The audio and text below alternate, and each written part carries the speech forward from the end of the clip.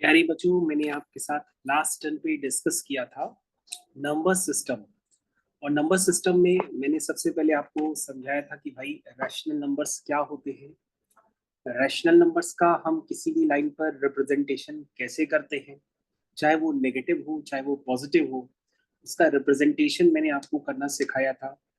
इसके अलावा दो नंबर्स के बीच में अगर हमको एक रैशनल नंबर निकालना होता है तो उन दो नंबर्स को सम करके हम 1/2 से मल्टीप्लाई कर देते हैं तो हमारे पास वो एक रैशनल नंबर आ जाता है जो उन दोनों के बीच में लाई करता है। तो प्यारे बच्चों, लास्ट क्लास जो हुई थी वो यहीं तक मैंने आपके साथ कवर की थी।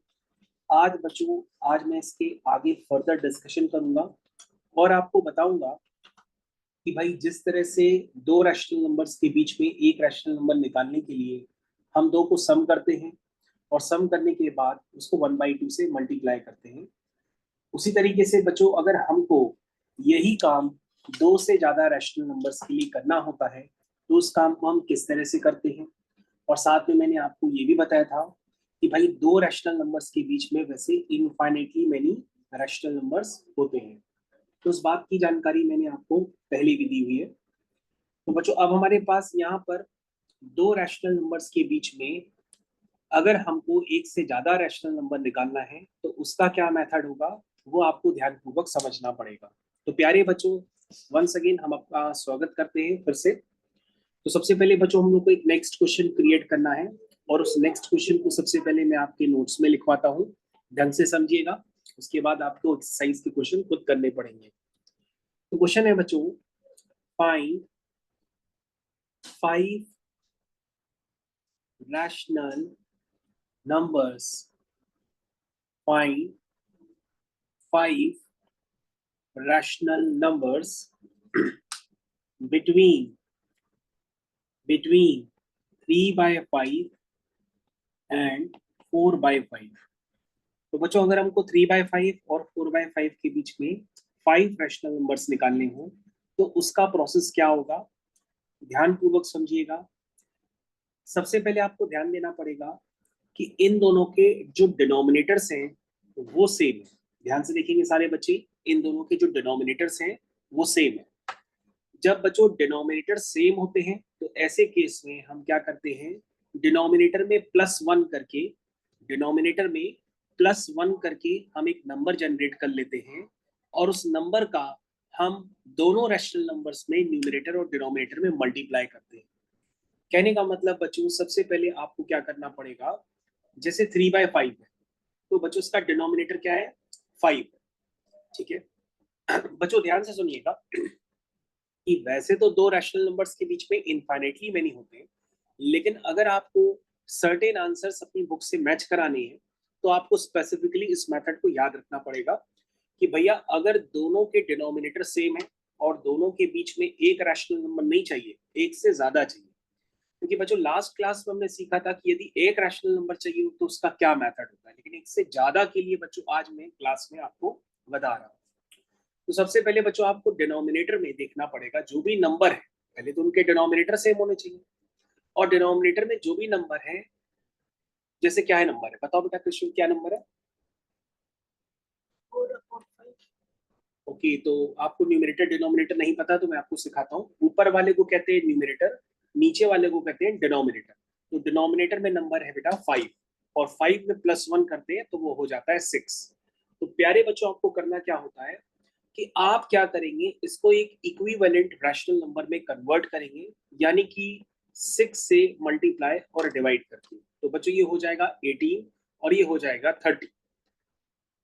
अब बच्चों फिर से यही काम हमको करना है, ये 4/5 है और 4/5 का डिनोमिनेटर जो है बच्चों वो 5 है और 5 में क्या करना है, हमको +1 करना है तो 6 हो जाएगा।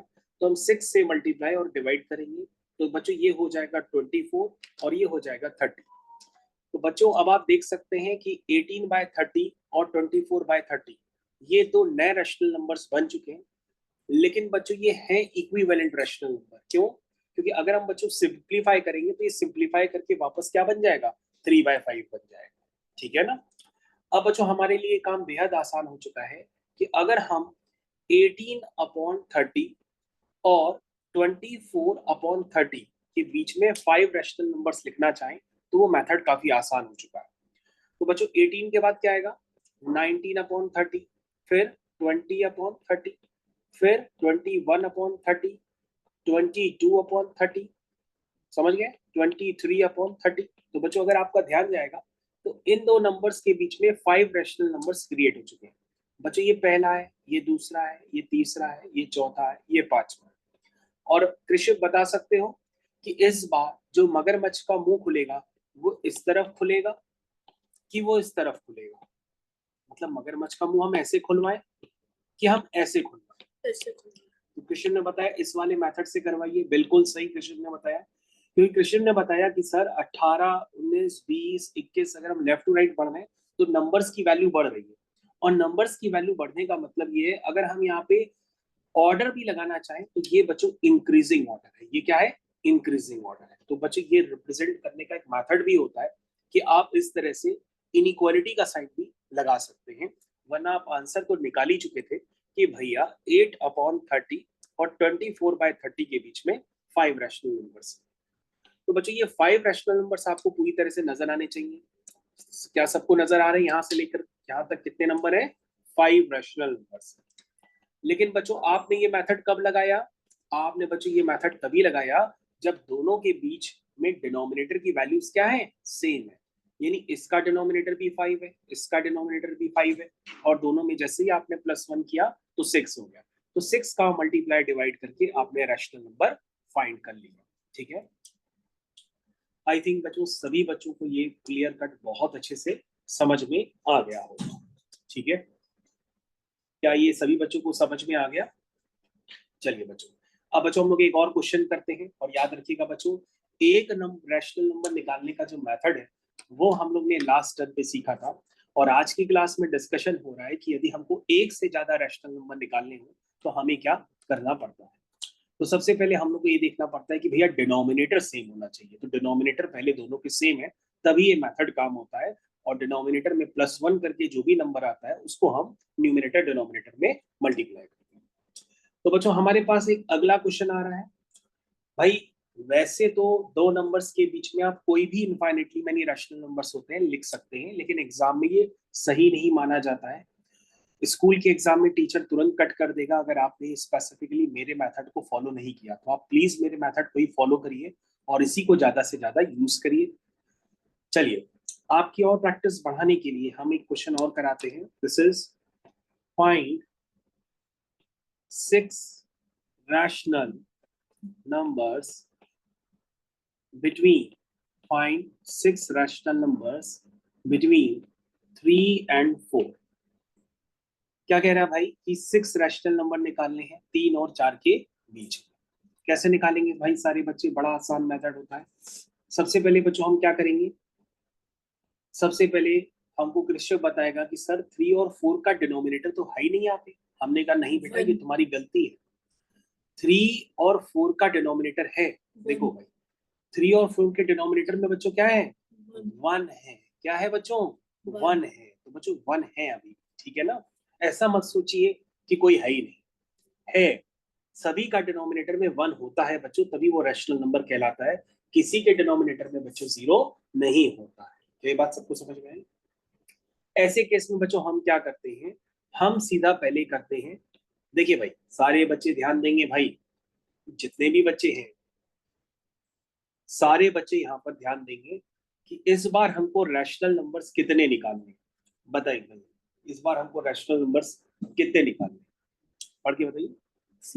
6 निकालने। और बच्चों अभी हमने थोड़ी देर पहले आपको बताया था जो भी निकालना हो उसमें आप +1 कर देते हैं। क्या कर देते हैं, +1 कर देते हैं। बच्चों जैसे ही आप उसमें +1 करेंगे 6 में तो क्या हो जाएगा, 7 हो जाएगा। इससे पहले बच्चों कितने रैशनल नंबर निकालने थे, 5 निकालने। तो 5 में +1 करेंगे तो बच्चों क्या आ जाएगा, 6 आ जाता है। तो हमने 6 का मल्टीप्लाई डिवाइड किया था, है ना। अब बच्चों यहाँ पे हमको कितने रैशनल नंबर निकालने हैं, सिर्फ एक निकालना है कि 6 निकालने, 6 निकालने। तो 6 में +1 करेंगे तो क्या हो जाएगा, 7 हो जाएगा। तो बच्चों हम इनका इक्विवेलेंट रैशनल नंबर बनाते हैं। प्यारे बच्चों ध्यान से देखिए, ये 3/1 में हम क्या मल्टीप्लाई करेंगे बच्चों, बताइए, 7। तो हम 7 से बच्चों मल्टीप्लाई डिवाइड करेंगे तो ये हो जाएगा 21/7। क्या सारे बच्चों को समझ में आया। उसके बाद बच्चों 4/1 का इक्विवेलेंट रैशनल नंबर निकालना है। तो बच्चों कितने निकालने हैं? 6 निकालने हैं। 6 में +1 करेंगे तो 7 हो जाएंगे। इसके पहले वाले क्वेश्चन में क्या था, आपको 5 निकालने थे, तो 5 में +1 करके आपने 6 का मल्टीप्लाई डिवाइड किया था ना। अब बच्चों आप क्या कर रहे हैं यहाँ पर बताइए, 6 निकालने, तो 6 में +1 करके आपने 7 का मल्टीप्लाई डिवाइड किया, तो ये हो गया बच्चों 28 और ये हो गया 7। तो बच्चों 21/7 और 28/7 के बीच में 6 रैशनल नंबर हमको कृष्ण बताएंगे। बताइए बेटा, सबसे पहला क्या आएगा 21 के बाद? 22/7। उसके बाद 28/7। अच्छा 22 के बाद बेटा 23 आता है। चलिए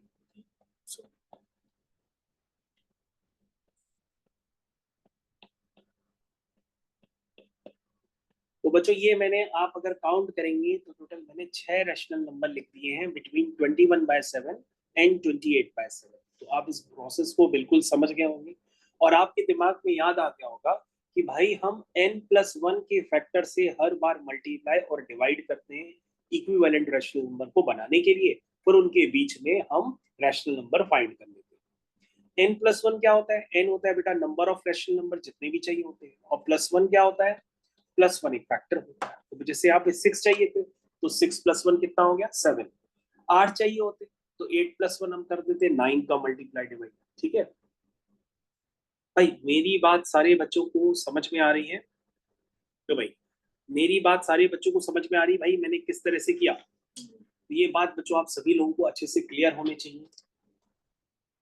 ये बात सभी बच्चों को बहुत अच्छे से क्लियर होनी चाहिए कि भैया हम इन क्वेश्चंस को किस तरह से कर रहे हैं।